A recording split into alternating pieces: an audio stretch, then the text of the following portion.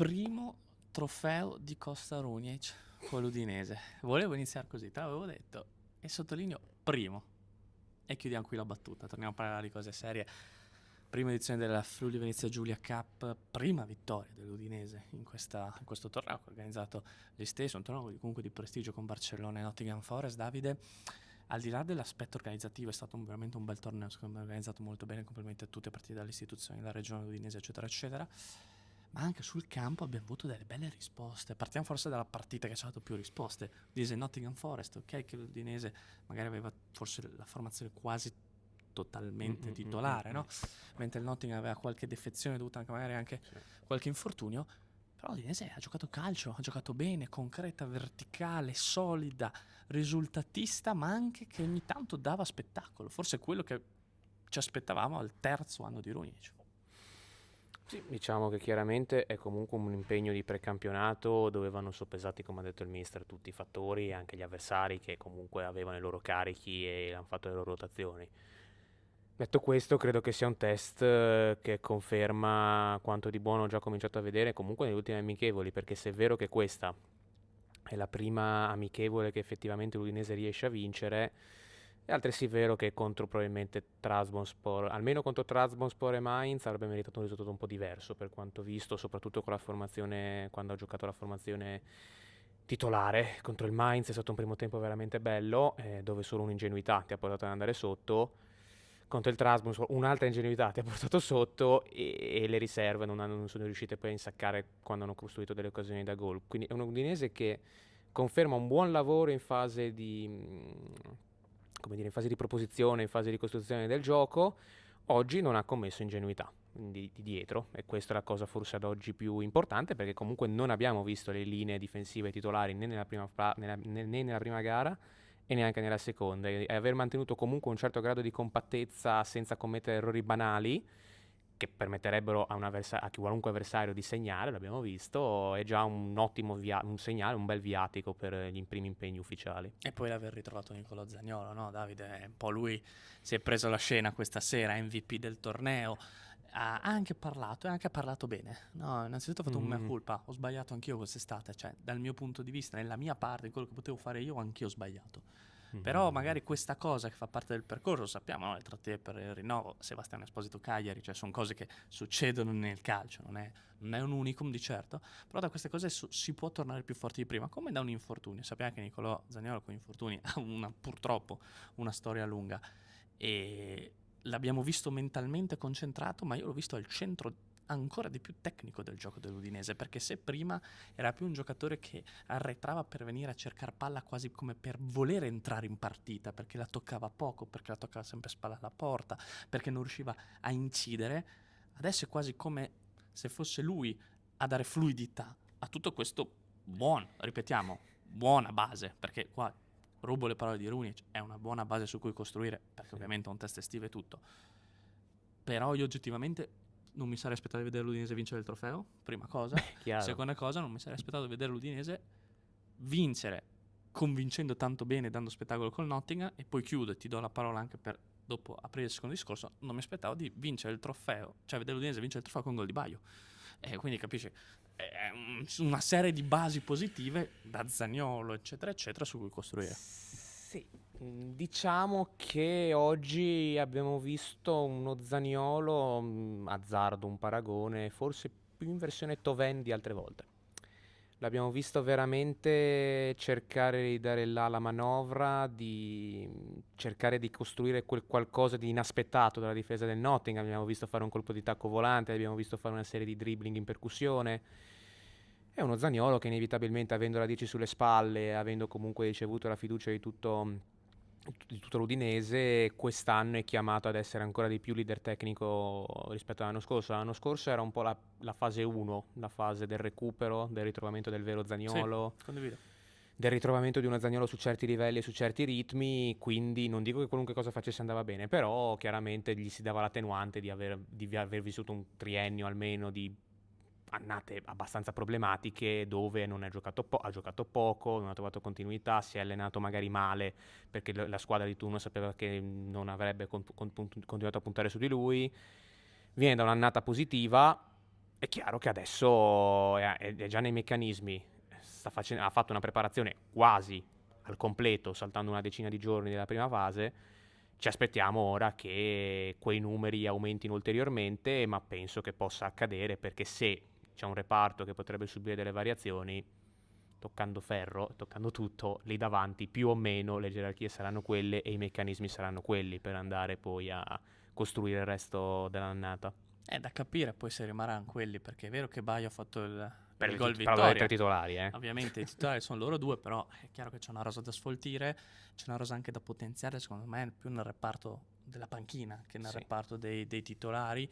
Un mercato lunghissimo. Christensen probabilmente potrebbe essere uno degli indiziati a Sì, salutare Udine. Dico tre perché ormai per me, per come abbiamo giocato in precampionato, e Kellenkamp è quasi un attaccante. Che è un'altra nota È positiva. un 1,5 è un'altra nota ormai come positiva, centrocampista. esatto. Diciamo che è un mercato che comunque qualcosa cambierà. Sì. Poi c'è sempre il domino difensori che sta per partire, che già col Cuti Romero si può già cominciare a muovere, di cui Solé può diventare protagonista, quindi bisogna anche capire quello. Però è chiaro che Christensen può essere iniziato in numero uno e secondo me a giugno, a maggio, se ci fossimo guardati negli occhi e avessimo detto ma se van via Solotai e Christensen va bene, no? Saremmo rimasti contenti perché sappiamo la filosofia, sappiamo che c'è la necessità e tutto. E davanti però c'è questo tridente. E questa è la grande novità, che è un po' parte da lontano, parte da quel Milan-Udinese 0-3 a San Siro, dove l'Udinese domina sia il campo, sia a livello difensivo, ma soprattutto a livello offensivo, con quel tridente lì, con quelle Kellenkamp, che ha quelle caratteristiche lì, che può fare quel che vuole. Infatti Attà giocava mediano addirittura in quella partita, che ci aveva un po' sorpreso. Però parte da lì, e forse quelle Kellenkamp che permette anche, correndo anche per Davis e Zaniolo, a quei due di fare i bad boys, definiamoli così, e con invece la legna in mezzo al campo di Piotrowski e Caston, forse abbiamo trovato quell'equilibrio senza perdere troppa qualità offensiva. Poi dopo io ti dico invece, secondo me è la chiave, però vai. Ma per quanto riguarda il 3-4-2-1 è un qualcosa che sì, l'anno scorso abbiamo già visto molto a tratti e che comunque è nelle corde della squadra. Oltre alla parità con il Milan l'avevamo vista anche per esempio contro il Verona, no? Con Attay e Kellenkamp a supporto di Davis quando non c'era Zaniolo, dando ottime risposte per tutto il tridente. Quindi evidentemente Rugni ci ha raccolto, a lui piace definirli feedback, evidentemente ha raccolto i feedback giusti da questo modo. Perché sa che è una parola che si capisce in tutte le lingue, no? Sì. E ha deciso per quest'estate di optare per un cambiamento che la società sta appoggiando, perché comunque nel momento in cui vai a prendere Unai Gomez e Chakvetadze sono due giocatori che dovrebbero dare il meglio proprio con quel modulo, più o meno, per caratteristiche tecniche. Vediamo un po' cosa accadrà. È l'annata un po' decisiva per tanti là davanti, perché si spera che Davis mantenga lo stato fisico che gli abbiamo visto l'anno scorso, perché si spera che Zaniolo alzi il livello e perché si spera che Kellenkamp torni ad essere quel centrocampista offensivo che aveva fatto innamorare tutti ai tempi dell'Ajax, tanto da entrare nelle classifiche dei migliori giovani d'Europa. Cioè comunque Kellenkamp arriva con un curriculum non da poco. Finale di Champions League. Sì, quindi si sta ritrovando probabilmente anche lui un po' alla volta quei numeri che aveva in Olanda. 26 anni, ricordiamo, cioè non è che... diciamo più che giovane, può ancora crescere, è al momento giusto per decidere cosa fare da grande. Se essere un giocatore decisivo con l'Anversa, ma che in una squadra di metà classifica come attualmente Udinese in Serie A fa certi numeri ma nulla di più, o se finalmente cominciare comunque ad essere decisivo in più partite. Sai chi ha già deciso cosa vuol fare da grande? Il vero colpo di quest'estate, che non è stato trattenere Zaniolo, ma è stato comprare Mergin Voivoda, sì. Che io sono sempre stato un grande stimatore, fantacalcisticamente parlando lo sai anche perché, però io non mi aspettavo che in così poco tempo diventasse, oltre che all'interno dell'idea di gioco a modista tecnico, anche leader caratteriale. Cioè, io l'ho visto con una decisione, con un approccio, i compagni lo guardano, lo cercano, batte lui le punizioni, anche quella cosa lì, che si è preso la punizione quando era una punizione del Kellenkamp, no? Ci siamo guardati tutti, questa è la calcia Kellenkamp, l'ha calciata lui, va sempre lui a parlare, parla bene, anche quando poi dopo lo staff decide di mandare lui a parlare, perché si sceglie con queste cose, c'è un motivo, perché dice la cosa giusta, la dice bene. È proprio arrivato forse lui è nel pieno della sua maturità e forse questa è la sua prima vera occasione in cui può dimostrare tutto il suo potenziale, o forse quello che non gli è mai stato data l'occasione dopo il Torino di Juric, no? Che è stata lì poi la grande esplosione di Voivoda. Io non mi aspettavo fosse già così dentro il mondo udinese a poche settimane dal suo arrivo. È una grande e bella sorpresa. Ma per Vojvoda parliamo di un ragazzo che comunque soffre un po' il fatto di probabilmente non fare nulla di strabiliante in campo, no? Non è il Non fa il doppio giocatore, passo, ecco quello. non è il giocatore che ti entra nell'highlight, lui è quel giocatore che ti serve perché fa tante cose, le fa bene, le fa con disciplina ed è passato comunque sotto la gestione Juric e sotto la gestione Fabregas che critica o elogi a parte, sono entrambi due bei martelli, quindi che penso abbia imparato molto da due tecnici del genere, però è quel giocatore che chiaramente non facendo cose strabilianti passa anche un po' inosservato, no? Passa dal Torino al Como comunque in fase quasi di svincolo e anche il Como lascia andare all'Udinese a cifre relativamente contenute con poche squadre alla fine che si sono avvicinate per prenderlo. Tutte la lotta a salvezza, aggiungiamolo. E quindi l'Udinese secondo me ha avuto l'intelligenza di andare a prendere un ragazzo del genere per andare comunque a sopperire alla partenza di un Eizibue che per quanto avesse dei limiti evidenti a livello tecnico, comunque dopo tanti anni qui aveva esperienza, aveva un certo carisma, era comunque un giocatore che nello spogliatoio aveva un certo ruolo. Si è andato a prendere un giocatore che ha forse ancora più esperienza e che soprattutto ha una qualità superiore. Una qualità superiore che gli permette di fare praticamente 3 ruoli senza problemi, un esterno destro, esterno sinistro e braccetto. Penso proprio che il rientro di Zanoli non sarà in caso un problema per lui perché eventualmente sarà dirottato su altri compiti, no? Penso che difficilmente Vojvoda per quello che ha fatto, per quello che sta mostrando di poter dare e anche per il passato che ha, comunque al Como non era un titolarissimo, ma ha fatto cose più che egregie. Penso che Udinese quest'estate con Vojvoda prenda sostanzialmente un titolare. Assolutamente, da capire in che fascia, da capire in che ruolo. E spera anche l'Udinese di mantenere un titolare che oggi ha giganteggiato in campo, Omar Solé, il tuo MVP, perché sapete che l'MVP Sì. l'abbiamo scelto noi.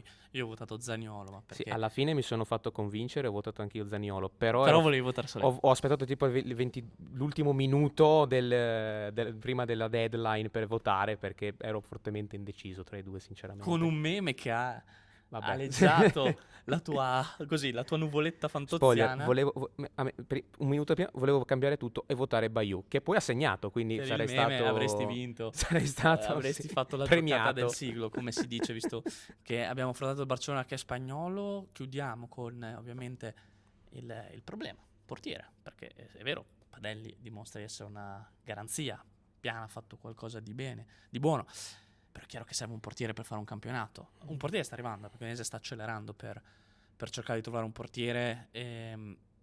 Penso che siamo veramente nel range udinese, vuol dire che nel giro di 5-7 giorni arriverà veramente un portiere, perché hanno capito che quella è un po' l'esigenza, più che altro perché Okoye ha un problema alla spalla e quindi la spalla per un portiere non è facile subito recuperarla.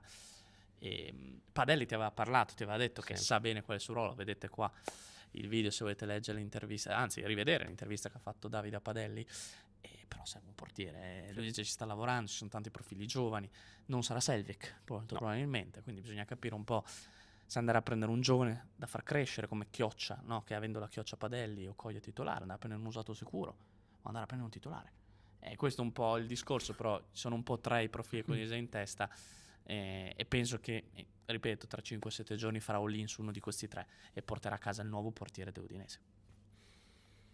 Ma allora, qua la questione non è che sia così semplice, secondo me.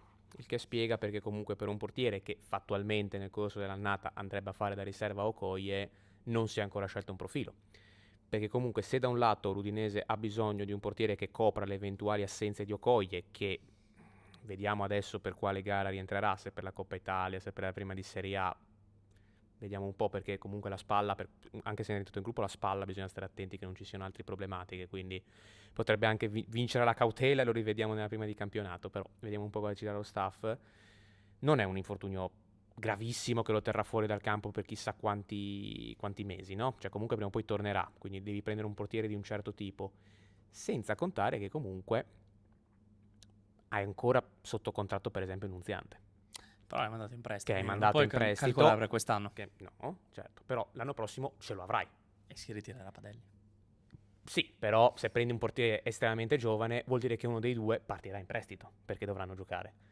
E magari l'altro o resterà come vice Okoye o se in caso Okoye dovesse partire magari verrà testato come titolare, non lo so, però l'Udinese probabilmente sta anche riflettendo su che profilo di giovane Serva. andare a prendere, perché comunque, sai, hai puntato comunque su Nunziante 2 estati fa, quando sei andato l'estate scorsa, scusate, quando sei andato a prenderlo, e non puoi neanche mettere un'eccessiva sovrabbondanza, no? Quindi è una scelta abbastanza delicata. Penso che comunque l'Udinese alla fine si stia schiarendo le idee, avrà un piano ben preciso nell'arco di pochi giorni e presumo, ripeto, che sarà appunto probabilmente un altro giovane da mettere in organico per il futuro. Futuro che ci attende a breve perché ripartono gli impegni ufficiali. Intanto facciamo un salto nel passato: c'erano 7 Champions League in campo tra Barcellona, Nottingham Forest e Udinese in questo triangolare, però l'Udinese riporta a casa un trofeo 26 anni dopo l'ultima volta, no? La famosa Coppa Intertoto, quindi è chiaro che Sì, non quella, è lo stesso peso quella di aveva un peso un trofeo, po' diverso. ovviamente, però dai, fa sempre piacere avere un trofeo da aggiungere in bacheca, perché carità, sì. non essendo magari, sai, squadre che lo vincono ogni anno e quindi magari possono anche permettersi di fare gli snob, ogni tanto avere un trofeo in Sinceramente, più. per i quarti di finale di Coppa UEFA ero un po' più teso, Ma cioè, ovvio. quando li abbiamo fatti. Davide Marchioli è talmente stanco che non capisce neanche le battute. Davide, ci aggiorniamo per il Padova. Buon Ferragosto a tutti, ci vediamo presto. Alla prossima, ciao ciao.